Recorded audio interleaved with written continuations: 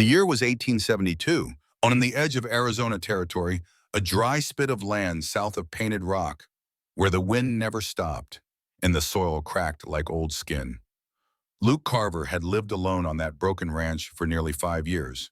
He didn't talk much, not to neighbors, not to the men in town, not even to himself. That silence had become habit, not just a comfort, but armor. He'd buried his wife and son the same winter the fever swept through New Mexico. After that, there was nothing left in him to lose. He was in his mid-30s, but his back bore the weight of someone older. Short brown hair graying at the edges, beard more stubble than style. He had a long scar under his ribs, the kind that didn't come from ranch work. Union cavalry had left that behind, the same war that left half the men in the valley dead and the rest quiet like him. That night, the wind was blowing hard. Dust rattled the barn slats like fingers scratching wood.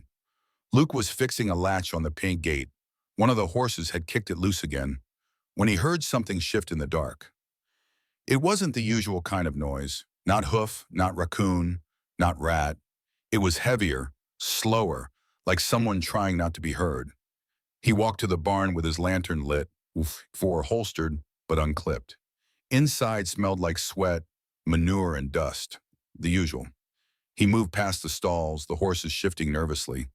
Then he saw it, a figure in the hay. At first he thought it was a child, too small, too still. But then the light caught the shape of a bare leg, a curve of hip, tangled black hair. She was a woman, barely older than 20, he'd guess, curled into the corner like a wounded animal. Her dress was torn nearly to the waist.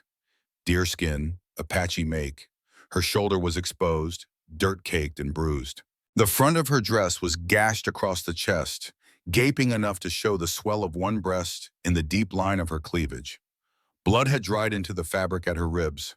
Her right ankle was swollen, foot twisted under her.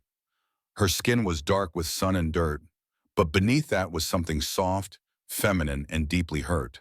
Luke froze, his jaw clenched. He didn't move closer, didn't shout, didn't draw his gun.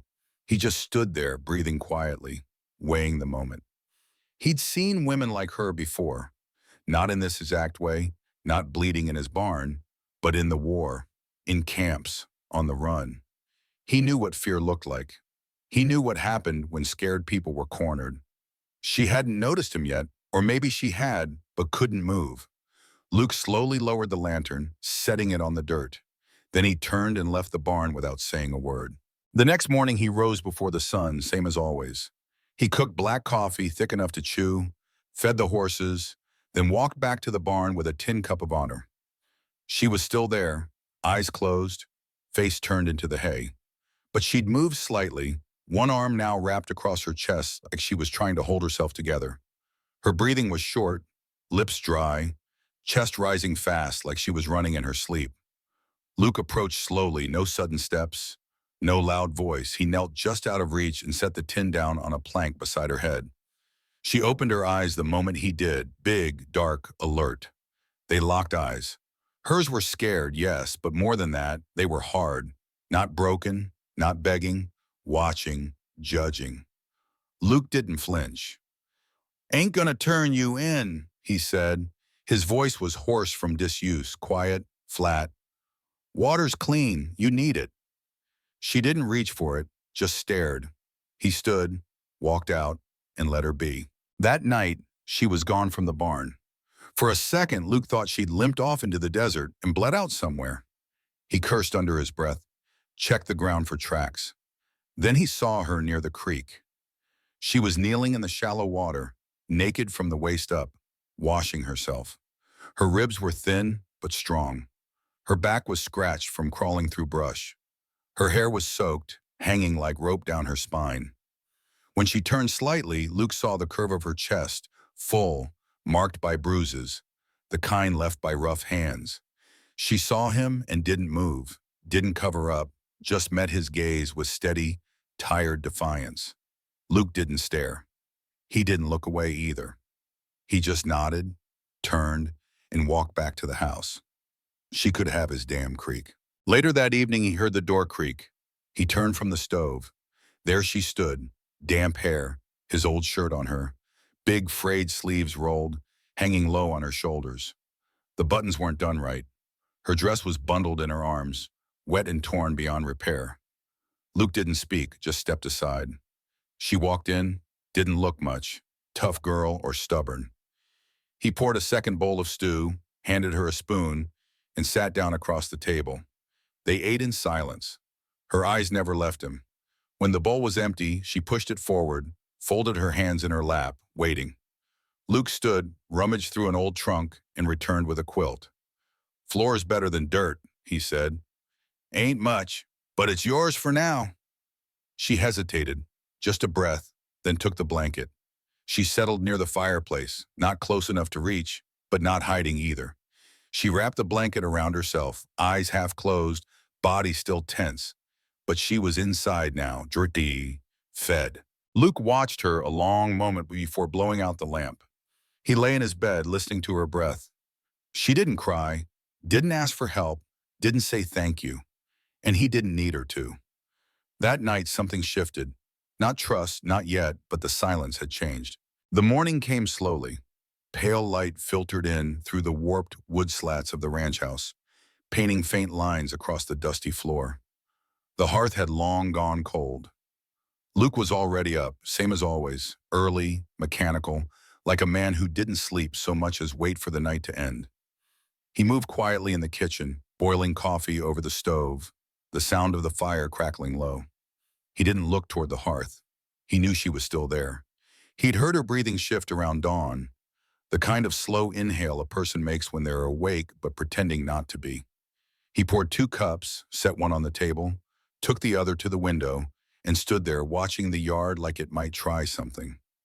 Behind him, the faint creak of the blanket and bare feet on wood. She didn't speak. He didn't either. She sat, lifted the cup, sipped slowly.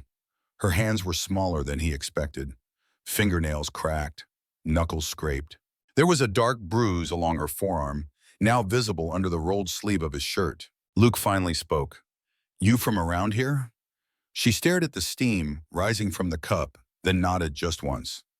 "Your name?" he asked. Long pause, then, voice barely above breath, she said, "Nayeli." He gave a single nod. "Luke." That was it, but it settled something. She ate what he cooked, beans and leftover stew, and didn't flinch when he walked past her. She didn't relax either, not fully. She was watching every move he made, like she'd memorized the exits already. After breakfast, he stepped outside and said, "You can stay if you want, but I need help." No answer came. He didn't wait for one. By noon, she was outside, not close to him, but not hiding either. She watched him split wood, feed the mule, water the horses. Then, after a long pause, she limped to the fence and started clearing dead brush away from the trough. Luke glanced over but didn't say anything. She moved slowly, favoring her right ankle, but stubborn. When she crouched, the back of the shirt rode up, exposing the curve where her spine met her hips. Dirt smudged against her bare thighs. He looked away, not out of guilt, but out of respect and a little confusion. She was beautiful, yes, but that wasn't the part that unsettled him. It was the fact that for the first time in a long time, he wanted to say something that wasn't about chores or weather. He wanted to ask if she was in pain. He wanted to say he was glad she hadn't run. He didn't, because she might. Later, when the sun was dipping low, she came into the kitchen and took the bowl out of his hands before he could serve supper. She ladled stew into both bowls, set them on the table, and sat. Luke blinked at her just once, then sat across from her. "Where were you headed?" he asked, not expecting an answer. "Nowhere," she said, quiet, flat. "I ran." He nodded. "From who?" She stared at him. "White. 3. On horses. One had a rope." Luke's jaw flexed. He looked down at his bowl. "You kill him?" he asked. She shook her head. "Cut one, ran." "You think they're looking still?" She shrugged. "Don't know." He didn't press, just said, "If they show, I'll handle it." That made her eyes lift, sharp, skeptical. "You fight for me?" "I don't turn people out," he said. "Not after they bled in my barn." She stared at him a long time, like she didn't believe him, like maybe no one ever said that to her before, or if they had, they meant something else. That night, She cleaned the dishes while he stacked firewood. When he came back inside, she was standing near the hearth again. She didn't lie down. Instead, she watched him. The lamp was low. She reached for the hem of the shirt, his shirt, and adjusted it slightly. When she did, the collar slipped down her shoulder again. A patch of skin showed, clean now, smooth, unmarred. She didn't fix it. He paused, his hand still holding the edge of the wood pile. She didn't say anything, just met his eyes. Luke walked to the trunk, pulled another blanket free, and held it out. "You'll be warmer tonight," he said. She took it, fingers brushing his, and for the first time, she didn't pull away. Still no smile, no thanks, but something changed in that touch. Before bed, he checked the front door, latched the windows, and set his rifle by the cot. Not because he feared her, but because the world outside was still turning, still dangerous. He lay down with his back to the wall, blanket pulled to his waist, the room dim with dying firelight. He heard her settle in again. He listened for the sound of her breath. It came slower this time, less guarded, less like someone trying not to exist. And in the quiet, he let his eyes close. For the first time in a long while, Luke Carver didn't feel completely alone in his house. And somewhere, maybe just barely, she didn't feel hunted. Not that night, not under his roof. The morning was different. Luke felt it in his bones before the sun was even up. The kind of feeling that came from years in the field, scouting ahead of cavalry, reading tracks, listening for wind that didn't match the trees. He stirred from his cot before the first rooster crowed and moved to the window without putting on his boots. Outside, the yard was still. The sky was just beginning to pale, but there were fresh tracks in the dirt. Hoof prints, two sets, close together from last night or earlier. Not his. He turned from the window and reached for his shirt. Nayeli was already awake. She stood in the kitchen, barefoot, one hand gripping the side of the table like she knew something was wrong. Her hair was tied back roughly with a piece of string. She didn't ask what he'd seen. She could tell. Luke spoke low. "Riders passed through." She didn't blink. "Looking." He nodded. "Could be anyone, but it's not no one." She stepped back from the table, her whole body tense like she was deciding whether to grab something or run. Luke crossed the room and opened the door slowly, not with panic, but calculation. He didn't see anyone yet, just the open stretch of land and the brush along the road. He stepped out onto the porch. The rifle was still leaning inside by the door. Nayeli stayed behind him, close but not clinging, watching the way he watched. 10 minutes passed. Then they heard it, a single rider approaching, the sound of hooves against dry earth. Not fast, just steady. Luke waited until the figure came into view, then stepped out fully into the yard. It was Deputy Aaron Tull, mid-40s, too clean for a man who claimed to ride hard, mean in the way that grew out of boredom and cowardice. He wore his badge like a license to lean too close and speak too loud. Luke had crossed him once, 3 years back, over a land claim that didn't belong to him. He hadn't seen him since, hadn't needed to. Now he was here. Tull pulled his horse to a stop near the fence and spat.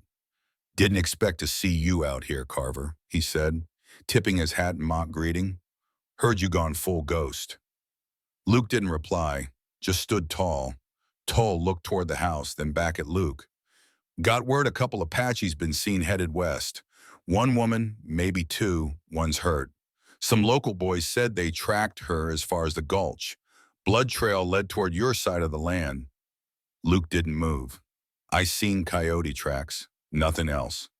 Tull smiled, thin, sharp, dishonest. "You always were good with tracks." Then louder, "Mind if I take a look in your barn, just to make sure nothing's bleeding and where it shouldn't be?" Luke didn't answer. He just took one step forward and said, "No." That was all. No explanation, no anger. Just no. Tull's smile dropped a degree. "You hiding something?" "I'm telling you to ride on Baham." Silence stretched between them. Behind Luke, the door opened slightly. Nayeli didn't come out, but he knew she was watching, and he knew Tull had seen a shadow move. Tull's voice changed, softer, meaner. "You know what happens if someone's harboring a fugitive? Even an Indian." Luke didn't flinch. "She ain't no fugitive. She's Apache, that's all it takes." Luke's jaw twitched. Then Tull leaned forward in the saddle and said, "You planning on laying in with her too? I heard things about you, quiet types, all lonely out here, starts to rot the mind." That was when Luke moved. He didn't hit him, didn't raise a hand. He walked straight up to the saddle, real slow, grabbed the reins tight near the bit, and stared up into Tull's eyes. "She's under my roof. You say one more word like that, I'll knock you out of that saddle and drag you back to town with your tongue stuffed down your throat." Tull didn't speak, didn't move. Luke let go. The deputy pulled his horse back a few feet, all that fake calm slipping a little around the edges. "You think you're untouchable just 'cause you fought for the Union?" Tull hissed. "No," Luke said, "but I fought. You just talked." Tull sat there for a second longer, then clicked his tongue and turned the horse around. "This ain't done," he said over his shoulder. Luke stood still until the sound of hooves was gone. Then he walked back inside, shutting the door behind him. Nieli stood there, arms folded across her chest. He didn't look at her right away. He set the rifle down, poured himself water, drank. Then finally he said, "He saw you." She nodded. "You want to leave?" Another pause. Her voice was flat but steady. "If I leave, he'll follow." Luke didn't ask what she meant by that. He already knew, so he said, "Then you stay. We'll handle what comes." She stepped closer to him now, not near enough to touch, but closer than she had before. "You fight for me," she said again, this time not as a question. He looked her straight in the eyes. "If I have to." Her expression didn't change, but her body did. The tightness in her shoulders eased. Her arms dropped. She took a slow breath, like she was finally letting some of the weight out. That night, she didn't sleep near the hearth. She stood in the doorway of his room instead. No words, no invitation, just presence. Luke didn't ask what she wanted. He just pulled back the blanket and slid over. She climbed in beside him, no fear in her touch now, her body warm against his. His arms settled lightly around her waist. They didn't speak, but for the first time, neither one of them had anything left they needed to explain. The next morning was quiet. Not in the usual way, not the kind of quiet that came from windless days or being far from town. This was something closer, shared, inside the walls. Nieli was still in his bed. She hadn't crept away during the night, hadn't made herself small or distant. She lay on her side with a blanket wrapped around her waist, her back bare and warm against the morning light filtering through the cracked shutters. One of her legs was folded against his, her hand resting near his ribs. Not possessive, not afraid, just there. Luke woke before her. He didn't move, just stared at the ceiling, listening to the steady breath of another human being in his bed, a sound he hadn't heard in years. It felt like it didn't belong at first. Then it did. Too much. His chest felt tight, not from fear, but from knowing he didn't know what came next. She stirred, didn't speak. She pulled the blanket tighter, rolled slowly, and looked at him. Her eyes weren't soft, but they weren't hard either. He didn't say anything. She reached up, brushed a hand along the edge of his arm, rough with sleep stubble. Her fingers paused near the scar that ran along his ribs. He watched her. Her voice was low. "What happened?" "Saber blade, back in '64, Cold Harbor." He said it like it was nothing, like naming a place didn't matter anymore. She nodded slowly. Her thumb brushed across the scar once more. Then she said, "You don't talk in your sleep." Luke blinked. "That bother you?" "No, just strange. Men dream loud. You don't dream at all." He looked away toward the window. I stopped fooling myself. She didn't ask more, but he saw it, the way her expression changed, just a little, like she understood something new about him just from that. They got up without saying anything else. He dressed, boots first, then shirt. She wrapped herself in his blanket and crossed the room to get the shirt she'd been wearing, tugged it on without turning her back to him. Not shy anymore. Her body still bore bruises, but her posture was no longer defensive. She wasn't just surviving now. They had coffee together, standing. She asked, "You always lived like this?" Luke smirked faintly. "What way is that?" "Like the world already ended." He didn't answer right away, then finally said, "I lived through the part that felt like it did." Nieli didn't push. She didn't need to.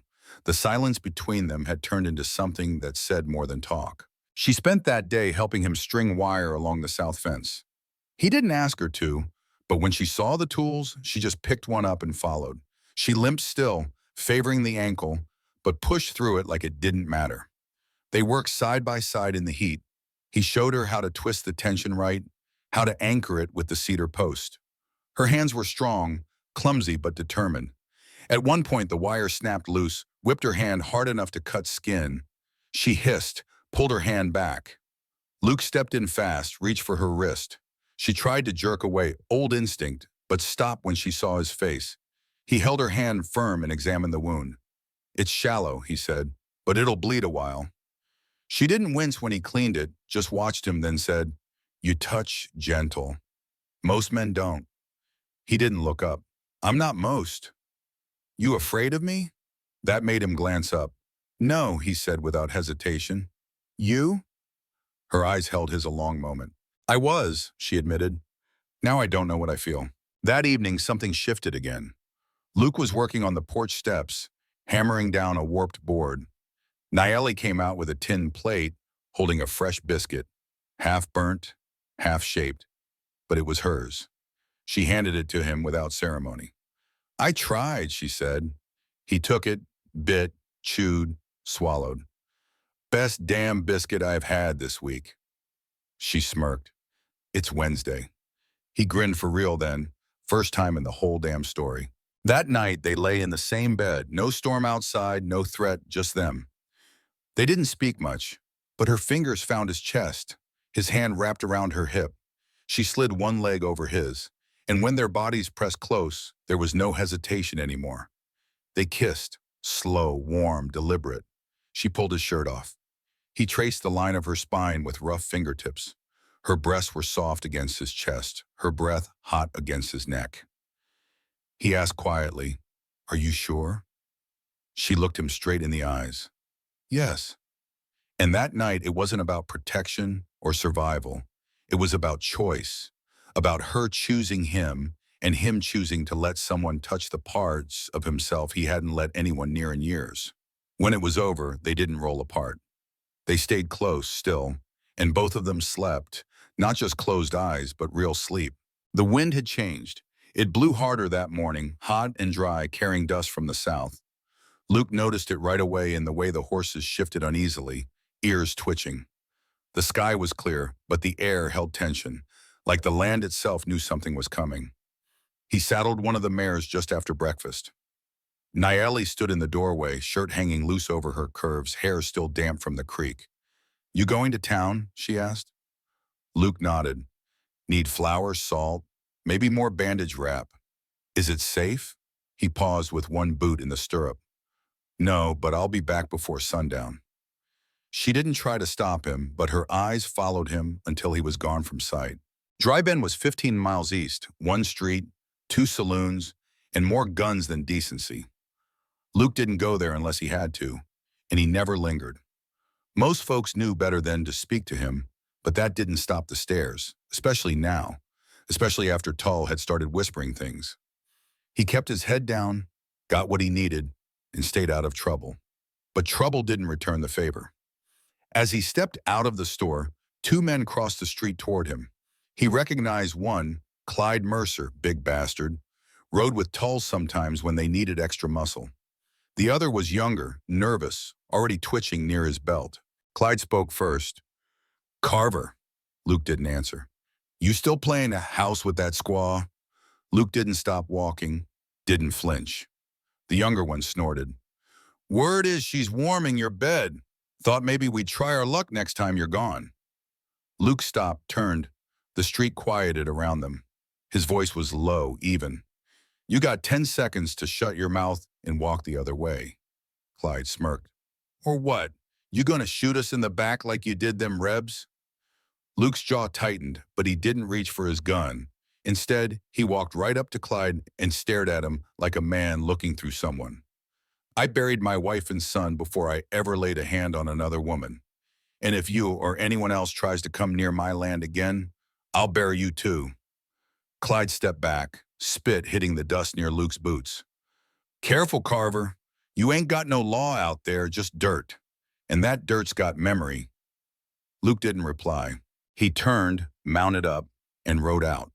But he felt their eyes, and he knew the words wouldn't stop spreading. Back at the ranch, Nieli was waiting. She stood by the gate when she saw him riding in.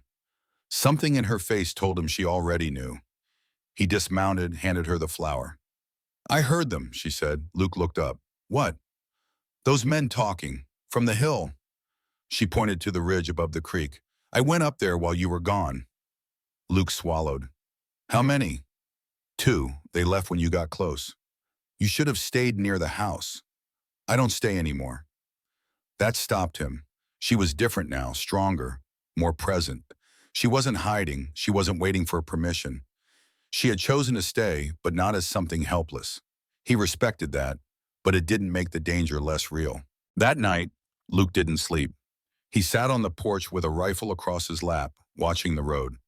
He didn't think they'd come yet, not tonight, but the kind of men who ran their mouths also liked to prove something, and they wouldn't forget what he'd said. Nieli came out barefoot, wrapped in a blanket. You should rest, she said. I will, later. She stood beside him a while in silence, then said, You fight them before they fight you. No, Luke said, but I won't let them decide what happens on my land. She nodded, then sat beside him. Her hand found his under the blanket, worn fingers interlocking with his, not for comfort, but to say, I'm here. He turned to her. You don't have to be part of this. I am part of this, she said. And just like that, the decision was made. They spent the next day preparing, not for war, but for a message. Luke built a second gate near the edge of the property, reinforced the barn doors, moved supplies inside. Nieli gathered stones and shaped them into a signal pile near the hill, something to burn if she needed to call him back quick. He taught her how to aim the rifle. She didn't flinch when it kicked. She hit the bottle on the second try. Good, Aiden, he said. She lowered the barrel, adjusted her grip. They don't scare me. They should, Luke said. But fear doesn't mean you're weak, just means you're thinking straight. She looked at him and said, I thought I was dead when I crawled into that barn. I thought I was finished too, he said. Turns out we were both wrong. The morning came with silence again, but it wasn't peace. It was the kind of silence Luke Carver knew well, the one just before a fight. The horses were restless. The birds had gone quiet. The wind didn't move. He saddled the bay and checked the rifle, then walked the edge of his land one more time. Fences held. Gates were braced. Every step felt heavier than the last. When he came back, Nieli was outside, sitting on the porch with a knife in one hand and a piece of jerky in the other. She was barefoot, shirt tucked tight around her waist with a strip of torn cloth. Her ankle was still swollen, but she moved like it didn't matter. Her long hair was braided down one side. Her eyes were sharp.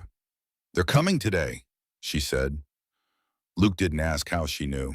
He just said, I figured. They didn't speak much after that. No long speeches, no plans beyond wait, watch, stand. By noon, they heard hooves. 3 riders, just like she'd said. One was Clyde Mercer.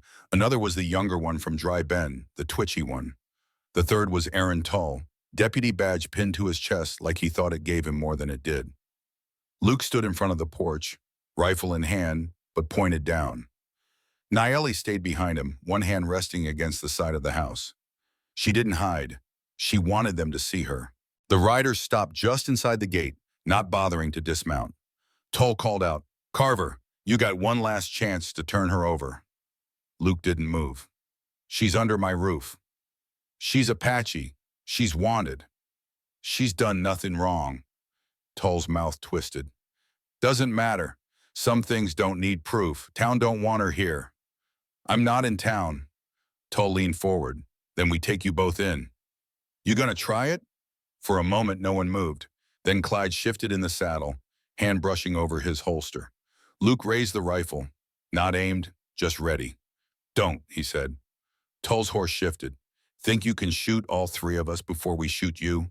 Tull asked. No, Luke said plainly, but I don't need to shoot all 3, just the first one who reaches for her. Silence. Then Nieli stepped down from the porch.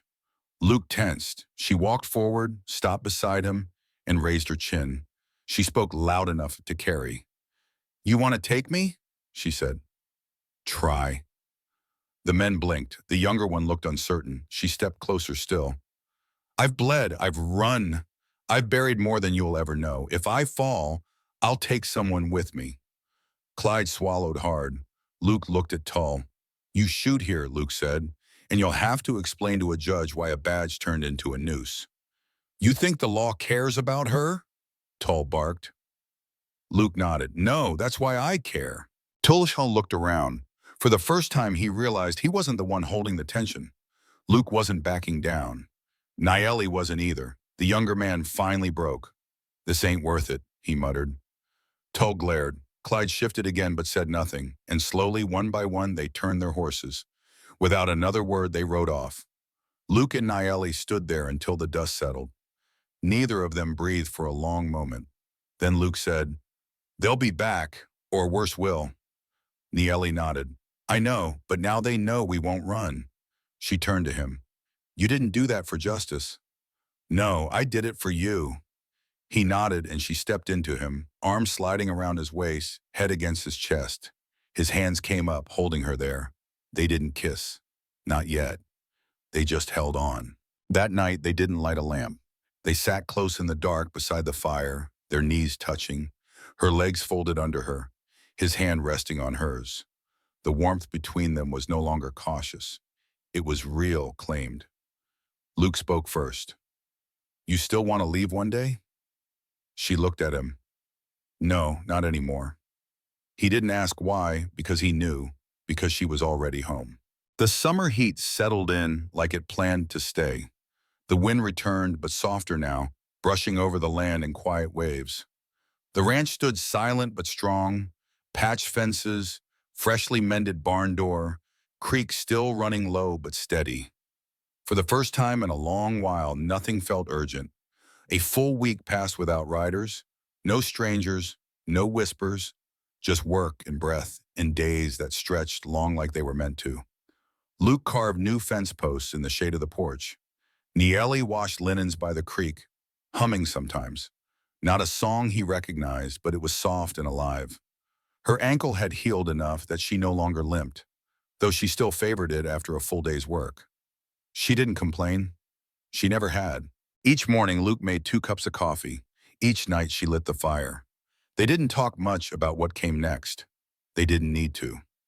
One afternoon, Luke came into the house and found her standing near the window, wearing nothing but one of his shirts. It was open halfway, loose around her waist, brushing the top of her thighs. Her hair was down, unbraided, wet from the creek. Sunlight lit her skin golden across her chest, and the shape of her body was clear under the thin cotton. He stopped in the doorway. She turned to him, not startled, not shy, just steady. "I never thought I'd live like this," she said. "Not with someone." Luke stepped forward. "You think it's going to end?" She shrugged. "I used to think everything ended, and now?" She looked him in the eyes. "Now I'm scared it won't." He moved to her, rested his hands on her waist. "I ain't the kind of man who makes promises," he said. "But if you stay, I'll build whatever life you want. I don't care what town thinks. I don't care who remembers your name or mine." She reached up, pressed her palm to his chest. "I already stayed," she said. And then they kissed, real, full, deep, her body against his, bare legs sliding between his. Their hands moved slowly, exploring each other with more certainty than before. This time, it wasn't about protection or need. It was about knowing they had time, that they could build something out of the wreckage. That week, Luke took her into town. Heads turned. Some men stared, others looked away. Tull didn't show his face. Nieli wore a clean dress Luke had bartered from a trader woman in Tucson. It didn't fit perfectly, but it was hers. Blue cotton, low at the neckline, snug at the waist. She walked beside Luke, not behind him, not beneath him. People moved out of their way, not because of fear, but because of the way they carried themselves. At the store, Luke bought nails and oil. Nieli picked out fabric for curtains. At the edge of town, a boy asked if she was his wife. Luke paused. He looked at her. She didn't smile, but she didn't look away. He answered clear and flat, "She is." No one argued. No one dared. Back at the ranch that night, they sat together on the porch. The stars came out slow. The land stretched dark around them. She leaned against him. "Do you still hear them?" she asked. "Who?" "The ghosts." Luke was quiet. "Sometimes," he said, "but they don't feel as loud. Not since you started making noise here." She reached over and took his hand. "Then let's keep making noise." He kissed her fingers, and in the dark, beneath the open sky, the wind carried no threat, only the sound of two people who had survived everything but each other. The tale of Luke, Carver, and Nayeli and Cowboy finds an Apache woman sleeping in his stable delivers a powerful life lesson about the transformative strength of trust and resilience. Luke, a man hardened by loss and war, finds Nellie, wounded and hunted, in his barn, yet chooses compassion over suspicion. His quiet acts of kindness, offering shelter and protection without demands, allow Nellie to reclaim her strength and agency. Their bond, forged through shared silence and defiance against a hostile world, shows that healing begins when we meet vulnerability with respect. Nellie's courage to stand beside Luke, facing danger with unwavering resolve, teaches us that true strength lies in choosing to stay and fight for a place to belong, even when the odds are stacked against us. Their story reminds us to look beyond fear and prejudice, to build connections through patience and understanding, and to stand firm for those we care about, no matter the cost. In our lives, we can honor this by offering support without judgment and standing up against injustice, creating spaces where others feel safe to rebuild. This emotional journey stirs the soul, urging us to reflect on moments when trust changed our paths. What acts of kindness have shaped your life? How have you stood up for someone in need? Share your stories in the comments. We're eager to hear them. If this tale touched your heart, hit subscribe and join our community for more stories that inspire courage and connection. Let's keep these lessons alive together.